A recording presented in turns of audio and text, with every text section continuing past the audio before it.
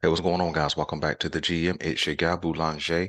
And up next in this video, what we're going to be dealing with, of course, is the OBJ signing, Lamar Jackson, the Baltimore Ravens, and what it all means. Um, so my first initial take and reaction is I think it's a good signing. I think it's a good signing for the Baltimore Ravens, simply because they hadn't done a whole lot of bringing in free agents, if you will, this offseason.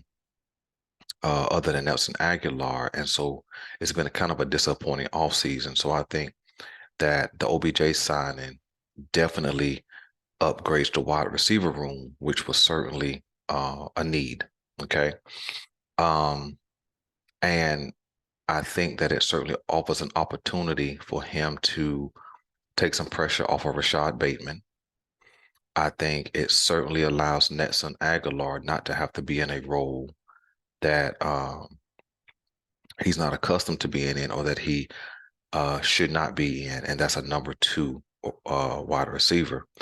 And but the impact of the Odell Beckham signing will be another video. Okay. I think the most important part of the OBJ signing is the impact or the link that it has to Lamar Jackson. And as you guys all know, we've certainly all seen the Lamar Jackson Instagram post where he's FaceTiming with Odell Beckham Jr., which says to me that he probably was in contact with him. And when I say this, I'm talking about right before he signed or made the decision to sign, and right after he signed. Okay, because we learned in an article from Jordan Schultz that Lamar Jackson and Odell Beckham have been in conversation over the last month, and it sounds like more continuous, not just one conversation over the last month about linking up in Baltimore specifically to win a championship. Now, what that says to me, what George Schultz reveals in his article, is that Lamar always wanted to be in Baltimore. Okay. Yeah, we understand on March 2nd, he requested a trade, but what we learned from him basically recruiting and having a conversation with Odell Beckham is that he always wanted to be in Baltimore, and if he could get Odell Beckham there, um, that would make it all the better. And so I think that that speaks to who he is. You know, he didn't turn his back on the Ravens. He didn't just say screw the Ravens, I'm out. I think that trade request was based on the contract negotiations becoming stale.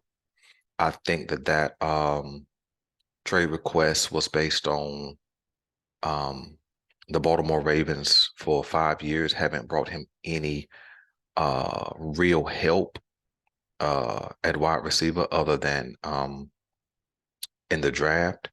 And so I think that, it's kind of the mentality, pay me or pay somebody, meaning pay me or pay some help for me. And I think that Baltimore hasn't done either uh, up until that point. You know, they had not paid Lamar Jackson, and they had not paid a wide receiver to come in and help him. And so I think that that definitely breeds a lot of frustration. And I think that add to that frustration was the negative media scrutiny that I pointed out on many occasions about this negative media narrative, sports media narrative about Lamar Jackson. And so I think that that's why that trade request came, because it did not sound like anybody from the Ravens camp, other than players, were kind of going to bat for him, standing up for him. So, um, I think that um, I think the OBJ signing and Lamar Jackson's reaction lean more towards a Lamar Jackson return than a Lamar Jackson departure.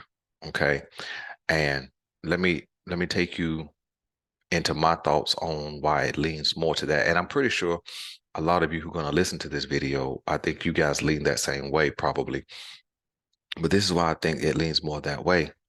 You see, number one, we learned that Lamar had been recruiting OBJ. Now, this could have happened anywhere in the league. See, because Lamar basically has asked for a trade. Lamar situationally is a free agent.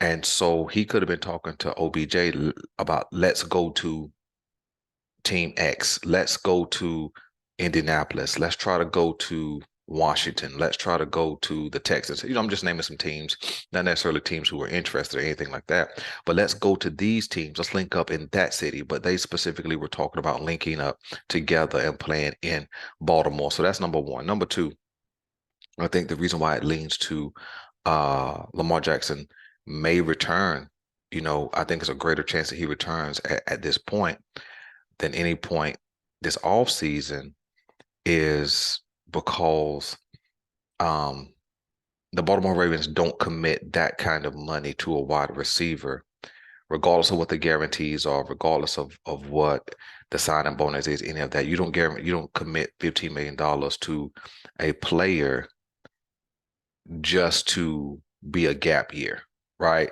You don't commit $15 million to Odell Beckham Jr. if Tyler Huntley is going to be your starter. You don't commit $15 million to Odell Beckham Jr. if you're hitting reset at quarterback and going with a rookie, right? You could certainly just wait it out and get some draft picks if you're going to go with a gap year. And so I think that speaks loudly that Jackson could be returning because of the money they committed to Odell Beckham. Okay. I think a third reason why it could be leaning towards Lamar Jackson returning is because of the idea that Odell would choose Baltimore over the Jets. Here's what I mean. We understand that the Jets are expected to land Aaron Rodgers at some point this offseason. Excuse me. And it's probably going to be post-draft. That's what I would say. It's probably going to be post-draft, but we expect that, okay? And at this point, that would be a more certain quarterback situation than what the Baltimore Ravens have at this point. What I mean, this point today, April 10th, okay? And so I think that if you had Aaron Rodgers as your quarterback, and plus all of those offensive weapons, Miko Hardman, Alan Lazard, Corey Davis, and what's that, the young guy, Garrett Wilson. I think that bodes well for, a high-flying offense, high-scoring offense. And I think that for OBJ to choose Baltimore over the Jets, which seem to be the last two kind of competing for his services, I think that speaks to an idea that Jackson may be returning. Because even if the Ravens were offering more money, or even if he had the potential to be the number one in Baltimore, speaking of OBJ, you see, being a number one with a questionable quarterback situation really hampers his ability to be productive and earn a larger contract in the 2024 offseason. You understand what I'm saying? Even if he had to go to the Jets and be one of many, so to speak, I think that that's still a better quarterback situation where he could still go and be productive, still show off his skills, that kind of thing. And so I think that he's not choosing Baltimore if he doesn't believe that Jackson is returning. I just don't believe that, regardless of money. Because if he can go to the Jets and make 10 million, or come to the Baltimore Ravens and make 15 million, yeah, $5 million is a lot of money. But you still got to consider who's going to be throwing you the ball. That makes a big difference. And so I think that's another reason. And then I think the final reason where it looks like Lamar Jackson may be returning is Lamar Jackson's reaction. Okay. We saw the rocket ship emojis and the lightning emojis right after the Ravens announced, or OBJ announced, that he was going to be signing with the Baltimore Ravens. You see, if Lamar Jackson wanted out, although, like I said, I'm not saying he didn't want out. Let me be very clear. But I think that that was out of frustration more than it was hating Baltimore and hating the organization. I think it was out of frustration. But here's what I'm saying for the final reason that looks like Lamar Jackson may be returning. Okay. Now nothing's certain at this point, but may be returning is his reaction. You see, if I'm just totally out on the Ravens, I don't care who they sign.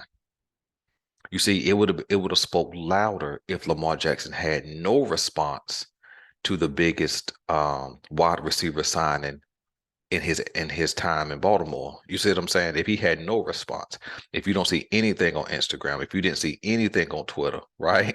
If Lamar had no response, that would have spoke louder about his disdain for the Baltimore Ravens situation, right? See, because why would I appreciate a wide receiver signing if I'm not going to be there? So I think that's part of the reason why I believe that he may be returning.